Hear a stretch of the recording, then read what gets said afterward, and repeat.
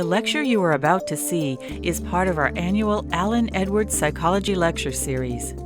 Professor Edwards was affiliated with the Department of Psychology for half a century until his death in 1994.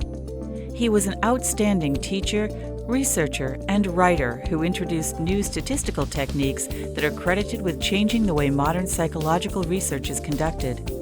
Alan also permanently enhanced the intellectual climate at UW Psychology by endowing the Alan Edwards Lectureship, which since 1999 has brought in an impressive list of renowned psychologists to the UW campus to interact with faculty and students.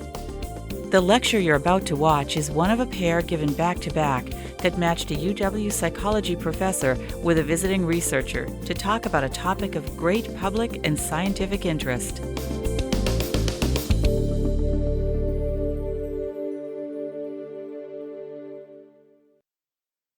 So good evening. I'm Cheryan and Eagly. I'm the chair of the psychology department here at the University of Washington. And I have the distinct honor of welcoming you to the 6th annual Alan Edwards Lecture Series that's offered by our department. And I'm pleased that you can join the department this evening to help us to celebrate one of our research specialties in diversity, culture, and behavior. Now, before I introduce the speakers for tonight, what I'd like to do is to tell you a little bit about how it is that we are able to be here tonight. One of our former professors, Professor Alan Edwards, has been in our department for, I think, most all of his career for about 50 years, from 1944 to 1994. And during that time, he made a huge impact in the field of psychology in that he introduced statistical methods that ended up being the hallmark of a lot of psychological research. After he passed on, his family had made a generous gift and started this endowment that allowed us to have these public lectures and offer a series of public lectures every year to you free of charge, really into perpetuity. So again, we're very grateful for his family's donation. And this Edwards family contribution to the department is really an example of what can be accomplished with support from members of the community. Many of you in this room are contributors to our department as well. And again, at this point, I'd like to thank you for your support. It's made a huge difference. Now, our psychology department seeks to take advantage of its unique collection of world-class researchers and instructors by facilitating the interactions between the traditional disciplinary areas within psychology, such as the clinical areas, developmental areas, cognitive areas, behavioral neuroscience areas, social and animal behavior. We aim to foster a dynamic and vibrant synergy that will lead to innovative solutions to large societal problems. This year's focus on diversity, culture, and behavior really exemplifies our department's unique type of interdisciplinary and comprehensive research programs that use tools of innovative behavioral assessment and neuroscience methods, social and developmental theories to advance our understanding of the influence of diverse perspectives and cultural variables on psychological well-being, as well as decision-making processes. And what you'll see is that such a comprehensive understanding is going to be essential in order for us to maximize individual as well as societal productivity. Now, tonight we are quite fortunate to have two of the world leaders on issues related to stereotyping and prejudice. And our Sapna Cheryan is our first speaker, and I'd like to give you a little bit of background about Dr. Cheryan. She's currently an assistant professor here in the psychology department at the University of Washington. She received her undergraduate degree from Northwestern University, and then she came to us after receiving her PhD in social psychology from Stanford in 2007. Now, Dr. Cheryan's research interests include identity, stereotypes, and prejudice, and the strategies that people use to belong to their social groups. She was recognized early in her career for her outstanding research contributions by receiving the American Psychological Association's Dissertation Research Award, a very prestigious award indeed. Now, Dr. Cheryan's research continued to flourish after arriving here at the University of Washington, and this was recently recognized as she was presented with the National Science Foundation Career Award. Now, this National Science Foundation's award is really the most prestigious award that they offer to support junior faculty who embody the role of teacher scholars through outstanding research, education, and also the integration of education and research within their organizations and within the university here. Now, in addition to being an outstanding and groundbreaking research scholar, Dr. Cheryan is an excellent instructor and research mentor for undergraduate students, and in fact, she just received the University of Washington's Undergraduate Research Mentor Award. And so, again, I'm very pleased to introduce Dr. Cheryan to you tonight.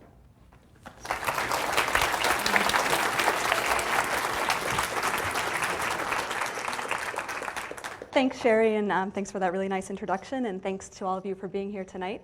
I'd also like to acknowledge and thank Dr. Eagly for being here and for presenting to us her important work. So I'd like to start off today's talk with a story about Barbie. As some of you might know, last year, Mattel announced the release of their newest Barbie. And here she is. It's computer engineer Barbie. So you can see here that she's got pink glasses, she's carrying a pink laptop, and she's wearing a t-shirt with binary code numbers on it. And the way this came about is actually a really interesting story. So for the first time ever, Mattel decided to allow girls to vote on which Barbie they wanted to see come out next. The voting was held online, and girls were given a choice of one of 5 different Barbies.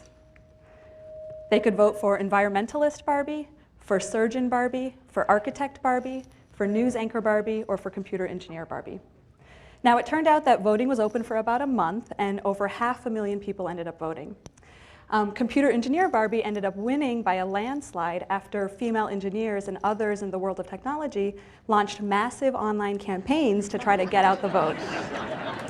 Now, why did they do this? Well, what they wanted was they were hoping that someday girls would play with computer engineer Barbie and say to themselves, I can be a computer engineer too. Now, that's not the end of the story. Mattel actually did something quite interesting after the voting was done. They actually decided to simultaneously release 2 of the Barbies. So they not only released computer engineer Barbie, but they also released the news anchor Barbie. So why did they do this? Well, it turned out that they had done some research on the side, and they had shown that girls actually had a strong preference for news anchor Barbie over computer engineer Barbie. And so I think this story is really interesting and kind of symbolic of a larger national trend in our society where there's a lot of people out there, people in government and technology and researchers and nonprofits who are trying very hard to get girls and women interested in careers in technology, and girls and women are responding by and large by choosing other careers. So I'll show you some numbers. Okay, so this is a graph of the proportion of women receiving proportion of undergraduate degrees that go to women in biology, chemistry, and math over the past few decades. And you can see here that women have made considerable progress entering these fields. They're now getting about 50% of the degrees in biology and chemistry, and they're actually getting over 50% of the degrees in chemistry and math, and actually getting over 60% of the degrees in biology today. But this isn't the full story. You can take a look at a different field. This is computer science. And what you can see here is that women are getting only about 18% of the degrees in computer science today, and this proportion actually appears to be decreasing as opposed to increasing. Now, you might be wondering what was going on there in the mid-'80s to kind of maybe start this decline here, and that's something I'll return to later in my talk.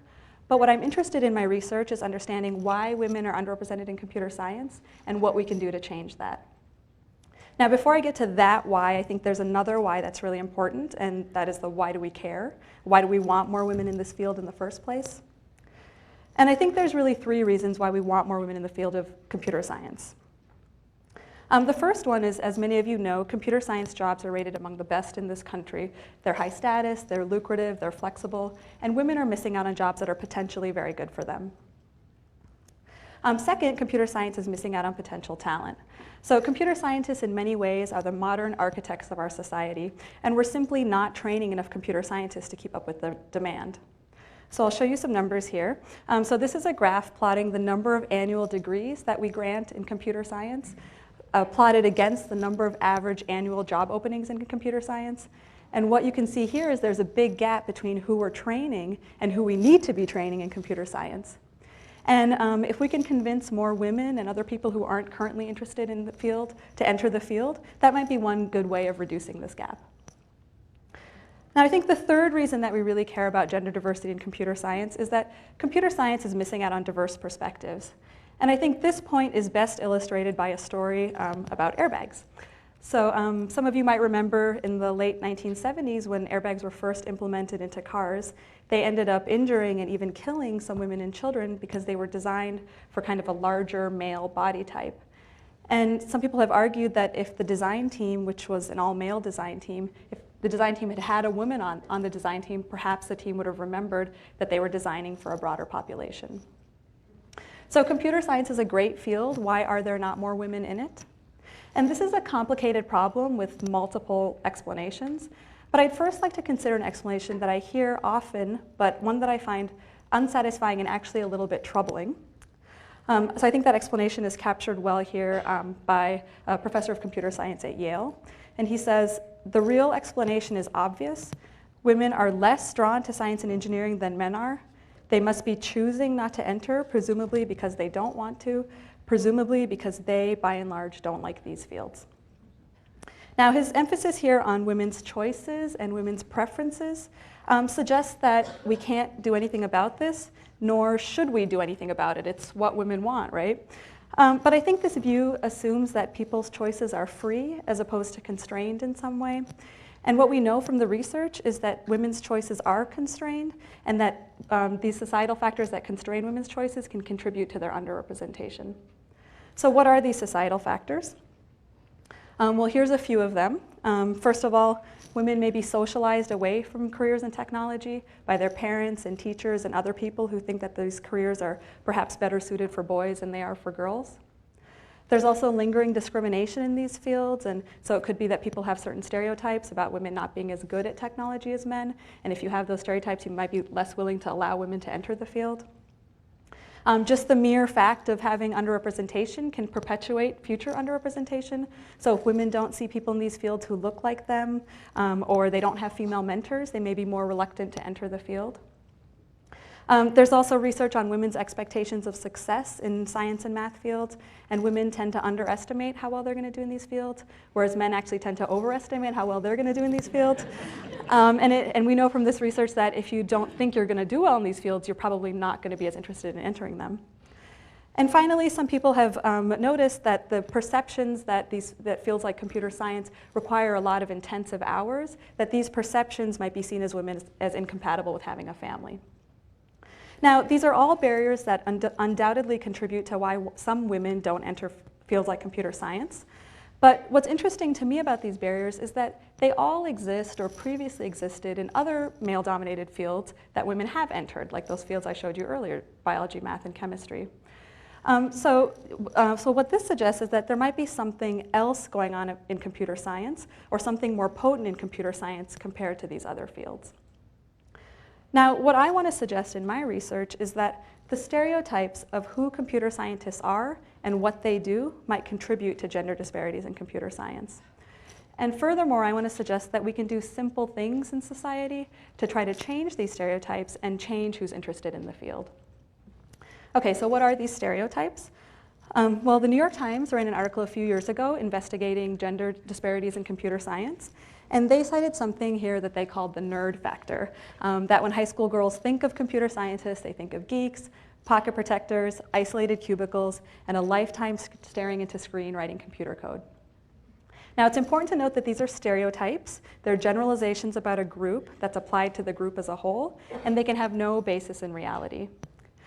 In fact, if we look at real computer scientists, these are all prominent computer scientists who are well known in their field, we can see that they don't really fit this image that girls seem to have in their heads of who computer scientists are. But what's important is that people's perceptions can have tremendous power to determine their attitudes, their behaviors, and their choices, even if their perceptions are completely divorced from reality. So where do these perceptions come from if it's not the reality of computer science? Well, we start exposing kids from a really young age to images of different professions. We did a survey of children's books, and these are the types of images that we would frequently see. So you can see the pilot, the police officer, the farmer, the train engineer, which is an interesting one for me because one of my students told me last year that she didn't realize that engineers don't necessarily work on trains until she was much older. This is probably part of the reason why. And also the lone woman in the group is a nurse. So it's not only to kids that we do this, we also have these images circulating around as adults.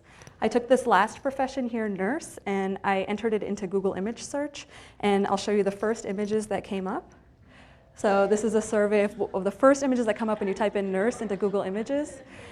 And what you can see here is a lot of highly stereotypical images of nurses, even some sexualized images of nurses, and very few real pictures of nurses. And you can also see no male nurses, which is interesting. So what about scientists and engineers? How are they portrayed in society? Some of you might be familiar with this show. I can see some of you knew this was coming. So this is The Big Bang Theory that's on CBS. It's a really popular show, and it has won a lot of awards and actually just got its contract renewed for a few more years. And the whole point of this show is to play up the stereotypes. So it portrays 4 Caltech physicists and engineers, and they fit the stereotypes in terms of what they look like, what their relationships are like, what they wear, what they say. And so it's a really caricatured image of what a scientist and an engineer is like. You don't have to be watching TV. You can just be walking down the street here in Seattle, and you might come across this image. So this is one of Pemco Insurance's Northwest profiles. And they profile here the ponytailed software geek. He's spotted in cubicles. He likes to eat nacho chips and drink highly caffeinated soda. And they say in the blurb that he's an avid fantasy gamer. He's proficient in C++, Perl, and JavaScript, which are programming languages, but he also speaks fluent Klingon, which is an alien Star Trek language. And I couldn't resist but put this one in. I don't know if you've come across this yet, but this is this month's cover of Seattle Magazine. And the cover portrays a guy with glasses with a t-shirt that says Geek Power on it. And you can see in the corner that you could take a test to find out if you're a nerd or not. And they cite things like science fiction, comic books, and gaming. And I think what's actually particularly interesting about this cover is that the tagline here, why Seattle is the smartest city. So you can see that in this case, the stereotype is being used as kind of a source of pride. It's being attached to something that Seattle's really good at. And I'll return to that point later in my talk. So what I'm interested in investigating is whether images like these could be contributing to gender disparities in computer science. And I'm also interested in seeing whether if we can broaden this image to bring it more in line with reality so that students don't think they necessarily have to like gaming or speak Klingon to be a computer scientist. Can that change who's interested in the field? So the second question that I wanted to look at in my work is, can we use computer science environments to broaden this image? And by computer science environments, I mean things like computer science classrooms, tech companies, and computer labs.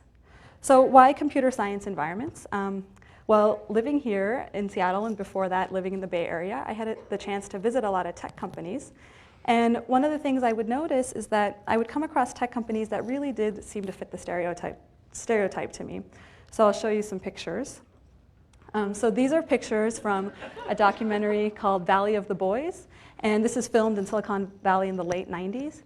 And you can see here, so there's someone sitting at their desk with a bunch of toys and action figures, someone shooting their coworker with a Nerf gun. There's a structure of the Golden Gate Bridge made out of soda cans, and then someone sleeping at work. But importantly, what I also noticed is that I would visit many other tech companies, and they didn't fit this image at all. So I'll show you some pictures from other companies. These are some photos from Microsoft's offices, and you can see they have a very professional, colorful, very clean environment.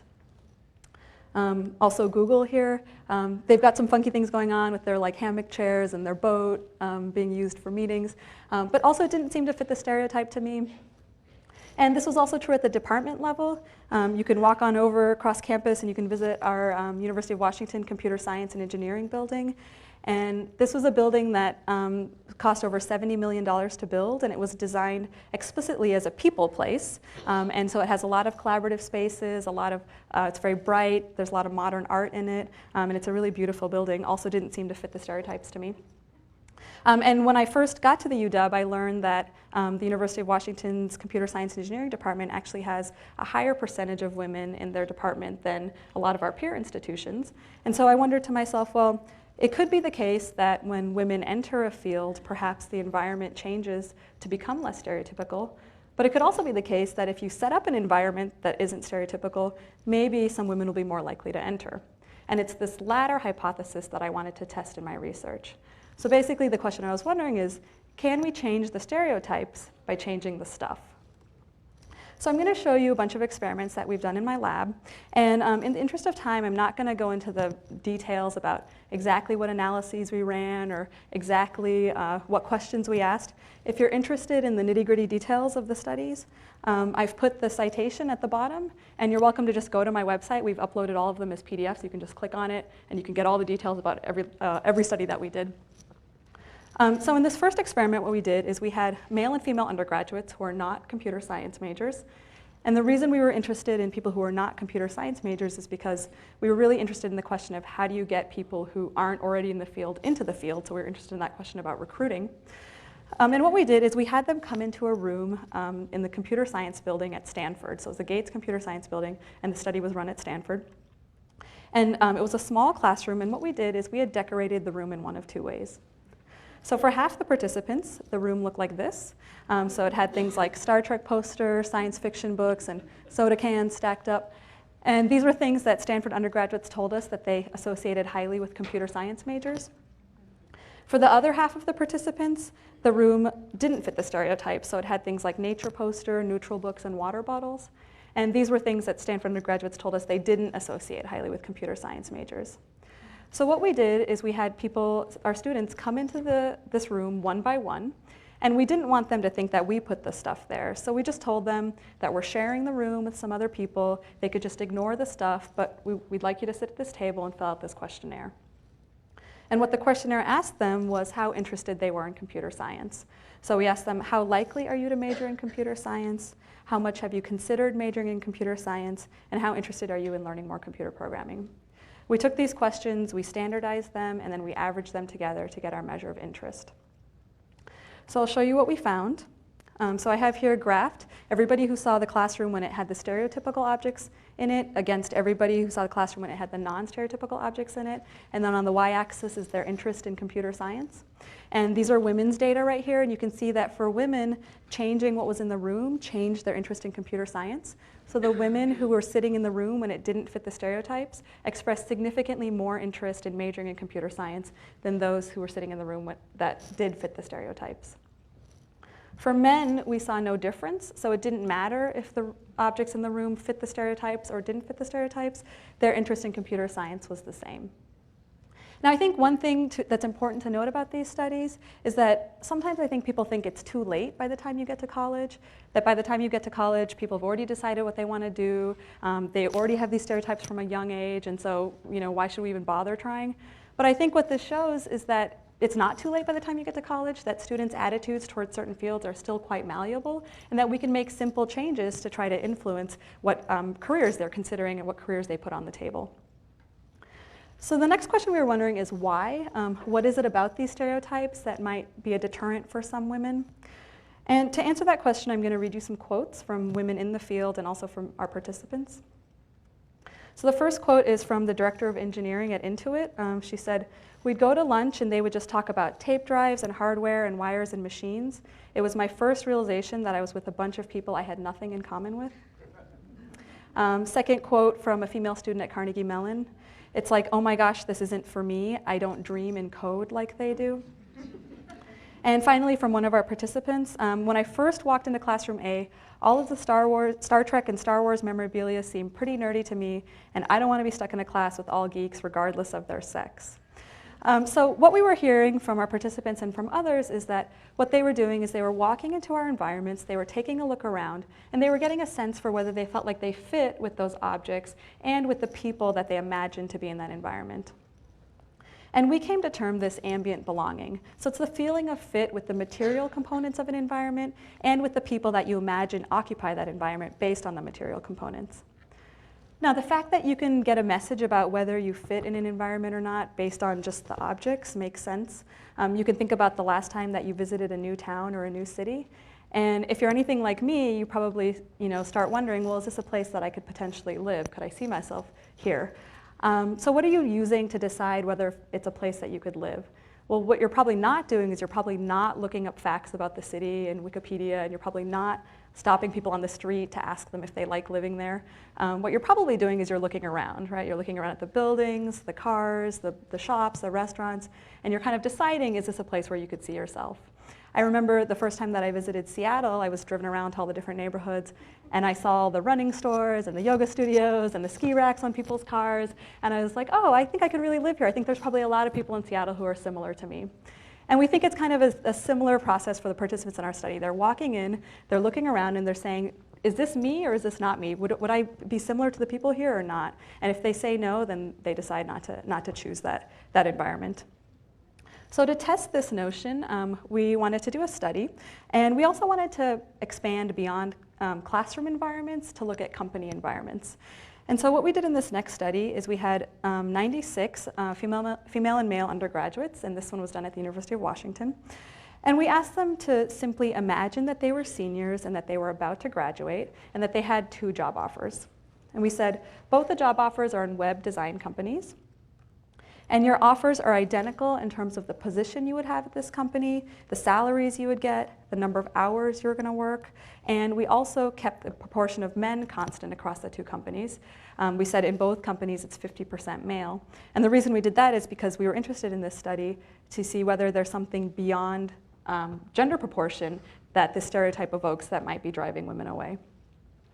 So we said the only thing that differs between these companies is what you notice when you go visit the companies.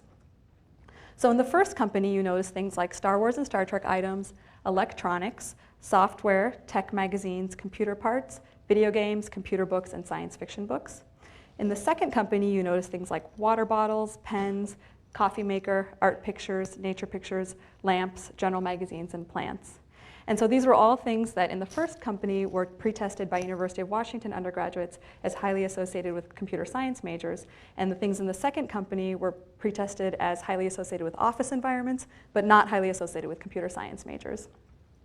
So based on this information, we just asked them, what company would you like to work in? And we also asked them how much ambient belonging they would feel, which we asked in the form of how much they would fit with the objects and with the people who work in this company. We also wanted to assess how masculine they thought these environments were, so we asked them a question about the masculinity. So what did we find? So in this case, the graph represents the percentage of each gender who chose stereotypical versus non-stereotypical, and these are the results for women. So you can see here a similar result to the first study, where when women were given the choice between the 2, the majority of women, a pretty strong majority here, chose the non-stereotypical company. So they said they would rather work in the company that doesn't fit the stereotypes than the company that did. For men, we actually got the reverse preference here, where they said that they would rather work in the company with the stereotypical objects than the ones with the non-stereotypical objects. Now, the data for men here are actually a little bit different than the first study, you might remember. In the first study, it seemed like men didn't really have a preference between the 2 environments, whereas in this study, we're seeing that they maybe have a preference for the stereotypical environment. And we think what's going on here is, if you remember in the first study, everybody only saw one environment. So they didn't know what the other half of the participants saw. They either saw the environment when it looked stereotypical or it looked non-stereotypical. In this study, we forced people to choose. So we showed them both environments, and we forced them to make a choice between the 2. And what we've noticed is when we force men to choose between the 2, more men say they would prefer the stereotypical company, and they usually tell us because it looks like it would be more fun.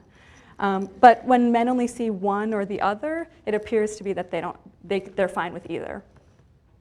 Okay, so I think one thing that's also very important to note about these results is we've run dozens and dozens of studies like these now, and in every single one of our studies, we always see a core group of women who prefer the stereotypical over the non-stereotypical, usually about 20–25%.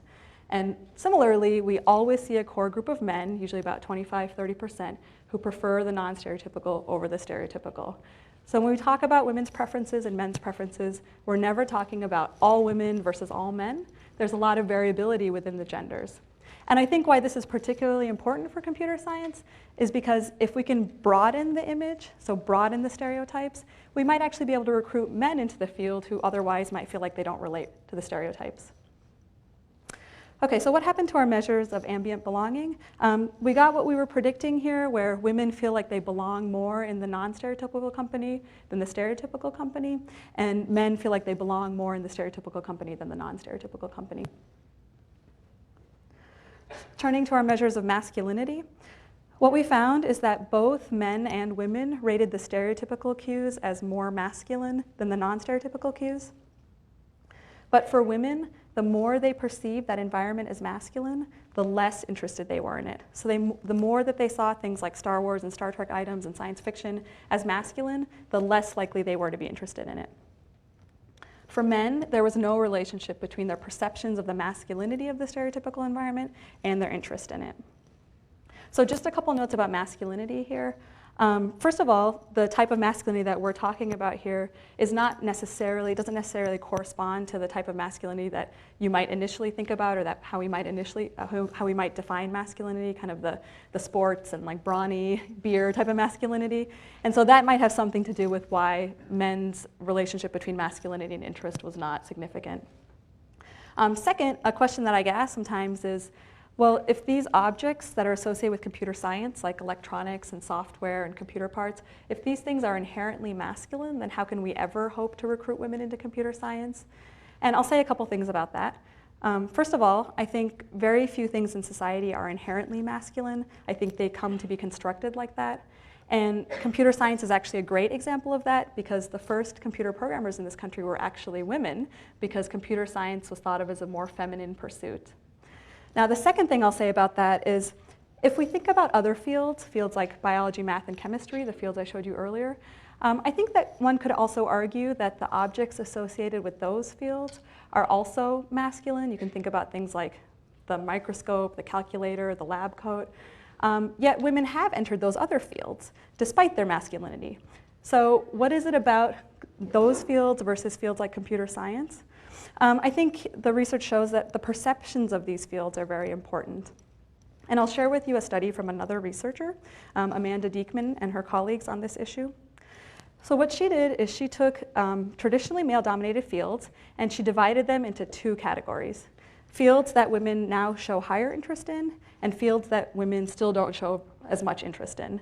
So the fields that women show higher interest in include things like physician, lawyer, architect, dentist. And the ones that women don't show as much interest in, things that, as we've talked about, computer science and engineering.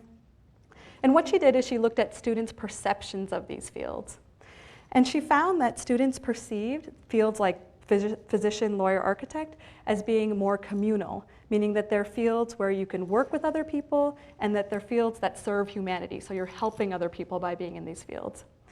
Now, I think what's important about this is where the importance of perceptions comes back again, because I think a lot of computer scientists and engineers would argue that their fields are also communal fields, that they're also fields in which you're helping humanity and that you're working with other people. But students don't seem to be getting that message. They think these careers, physician, lawyer, architect, are more communal fields than these other fields. Some data from my own lab, what we did is we asked students a very simple question. We asked them, how similar are people to each other in each of these fields? So how similar are computer science majors to each other? How similar are math majors to each other? How similar are biology majors to each other, et cetera? And what we found is that students perceived that computer science majors were significantly more similar to each other than math majors, biology majors, and all these other majors.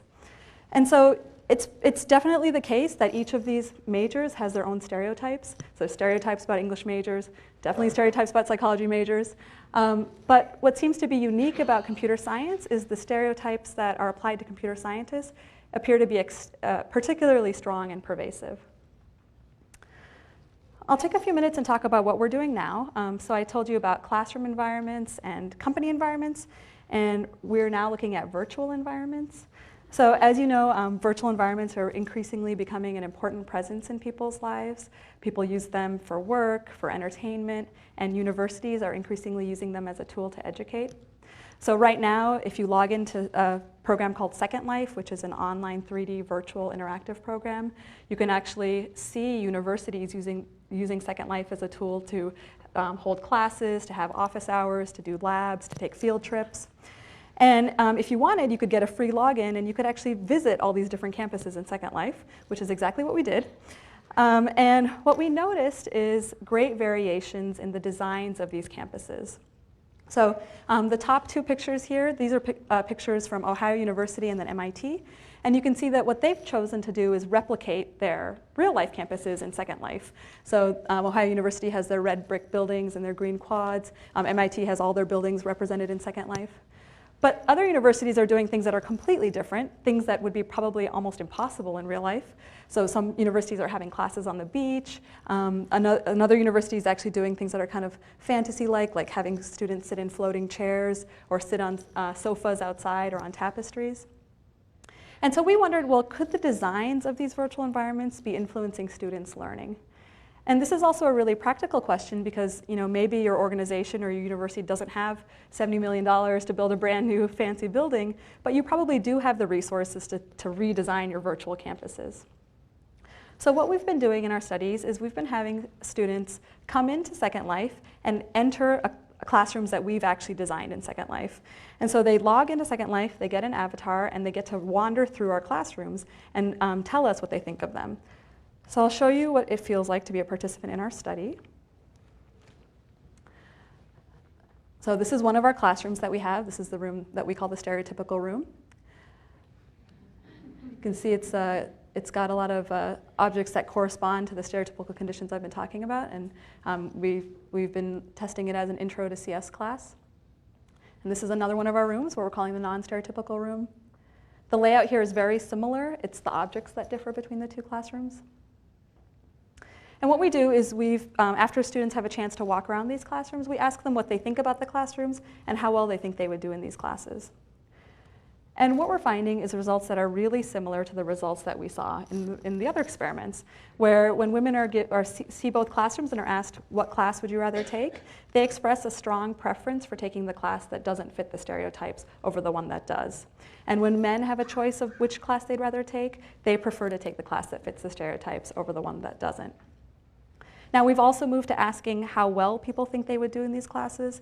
And this is an important measure because we know from research that if you expect to do well in a certain class, you're more likely to do well in that class. And what we've been finding is that women expect to do less well in the stereotypical classroom than men. But in the non-stereotypical classroom, women's performance expectations rise to meet the levels of men's performance expectations. Now, you can look at all the data that I've been showing you in a different way. If you look at the stereotypical room across all of our studies, you see the pattern that we see in the world, where women are less interested in computer science, and they think they're going to not do as well there as men.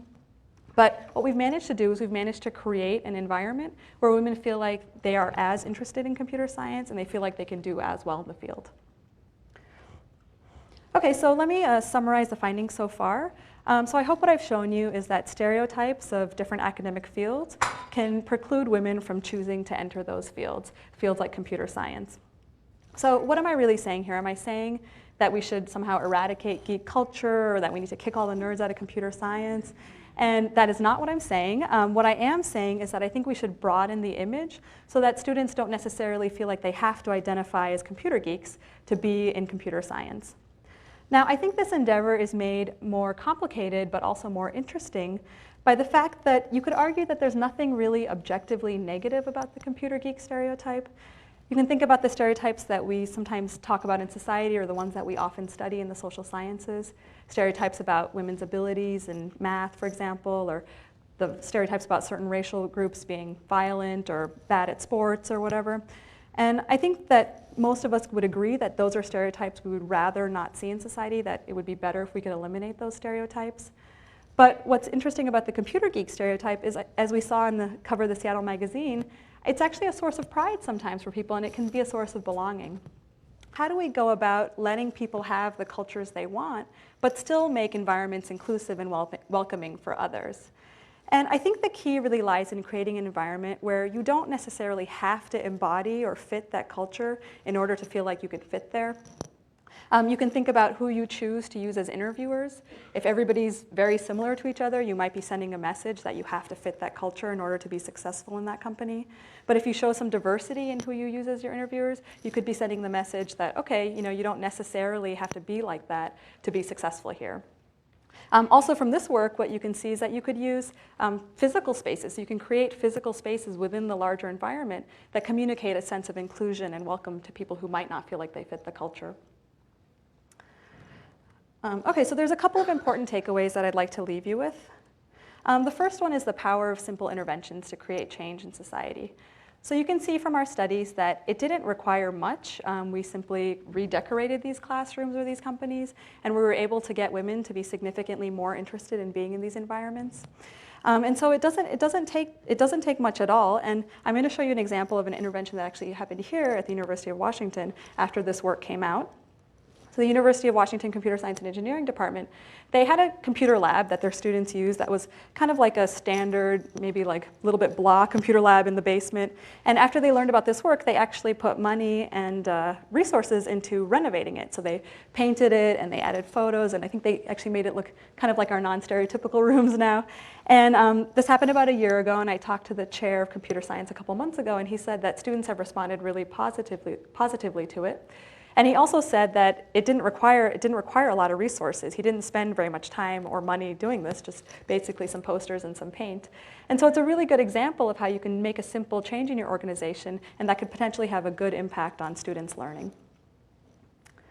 Now, the second point I want to make is about the rhetoric of choice. So I showed you that quote from the Yale professor at the beginning where he talked about how the reason that women are underrepresented is because of the choices they're making, end of story. And I think what this work shows is that's not the end of the story. In fact, that's probably just the beginning of the story, that we need to dig deeper beyond the rhetoric of choice to understand what underlies these choices. And what we see from this work and other people's work is that women's choices are really constrained by societal factors. And if we can change those societal factors and change what's out there in society, we can get women to make different choices. Now, I think what's unfortunate is sometimes the people who are making these choices, in this case women, don't even realize that their choices are constrained in this manner. And so I think one really important intervention is to go out and spread the message about how these stereotypes can unknowingly have negative influences on the choices that you make. A little anecdote from my own experience. We sometimes go out to high schools and other places to give talks about computer science to girls. And what we've started doing now is we've started asking them right at the very beginning what their perceptions are of computer science majors. So we just ask them to describe computer scientists. And every time we've done this, we get, they blurt out all the stereotypes. And we use that as a launching pad to kind of address how stereotypes can be inaccurate and how they can unknowingly influence people in negative ways. And it's really when we start with what's in their heads that we're able to see the most change. So this brings me back to computer engineer Barbie.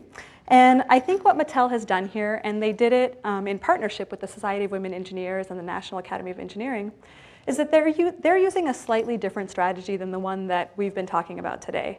What they're doing is they're blending the geeky with the feminine. So she has glasses, but they're pink. She's carrying a bunch of electronics. They're also pink.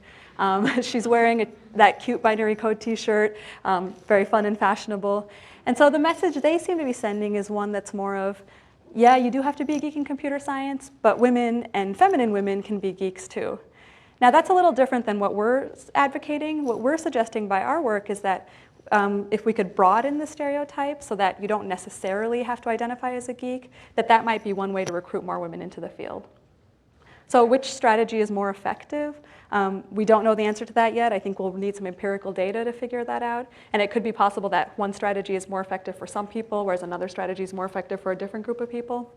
But one thing that my lab is really interested in now is how femininity intersects with technology and how it can determine whether women choose these careers or not. Now, I promised I would return to the matter of this graph here and the decline in the proportion of women pursuing computer science degrees that started around the mid-'80s. And it's very tempting for me to point out that the mid-'80s corresponded to the release of some pivotal '80s geek movies like Revenge of the Nerds, Real Genius, and Weird Science. So one possibility is this could be the time when the image of the computer geek really crystallized in the cultural consciousness in this country. And that might be one explanation for why the decline started happening. But no matter the reason for whatever the reason for the decline, I think what's important from this work is that we see that students' choices of what academic fields they're going to pursue really depend on their perceptions of these fields. And if we want to change their choices, we need to address their perceptions. Thank you.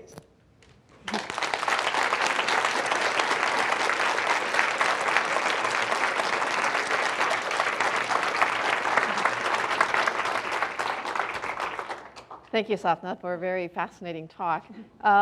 We have maybe a couple minutes for questions. If you have questions, if you would move to the mics on one side or the other of the room. And I'll take this opportunity to ask a quick question while they're moving there. Yep. So you talked about going to the high schools and so on. So I see another factor that might be more influential in high school than in college, and that is the peer pressure. Yes.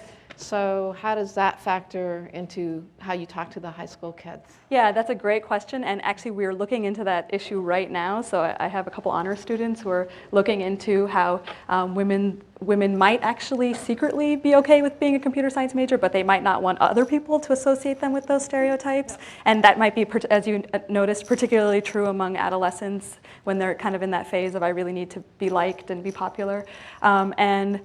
So far, when we go to, I think the girls who come to the sessions that we do, you can kind of tell they would consider it, and I think that's definitely a part of it, and it's something that we're trying to figure out, well, how can we get them to kind of either feel like they don't have to prove to other people that they're not a geek, or maybe they can just, somehow assert their femininity in some way, and then that allows them to enter the field. So we're looking into some of those issues. It's complicated, I can tell you that, but it's very interesting, yeah. Thank you.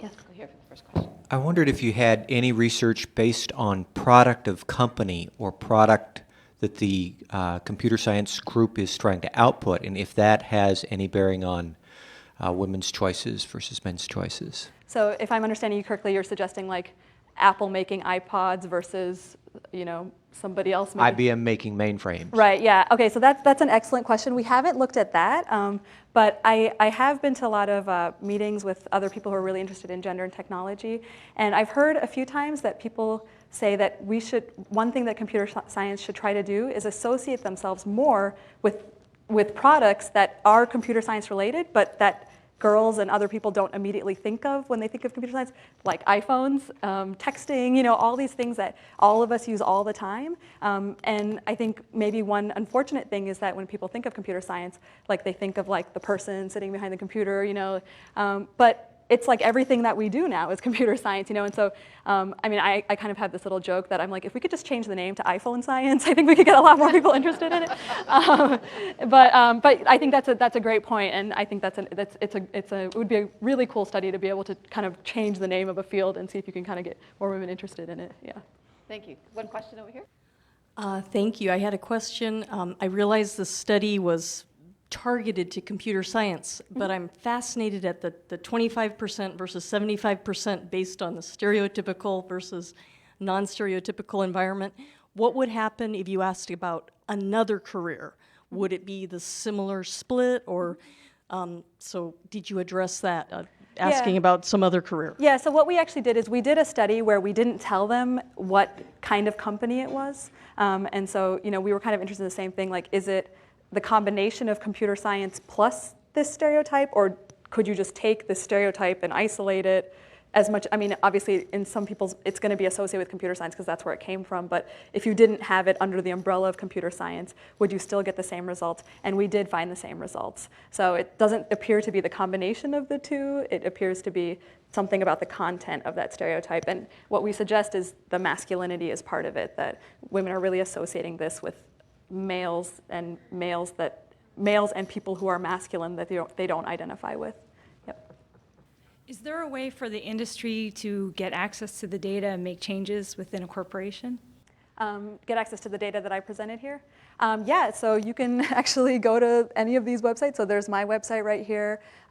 We have a lab webpage, and we actually just started a blog. So we blog about things like computer engineer Barbie, and Marissa Meyer, who's one of the VPs at Google, who out there trying to talk about women and femininity and computer science. And so you can actually download slides that are very similar to these from our blog, because we do a presentation where we actually go out to companies and to high schools, and we've posted the slides up there, so you're welcome to download them.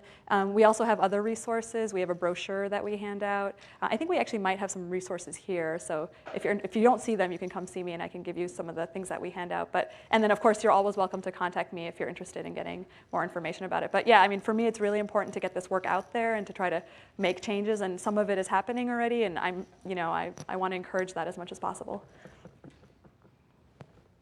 Great, thank you, Saka. Okay.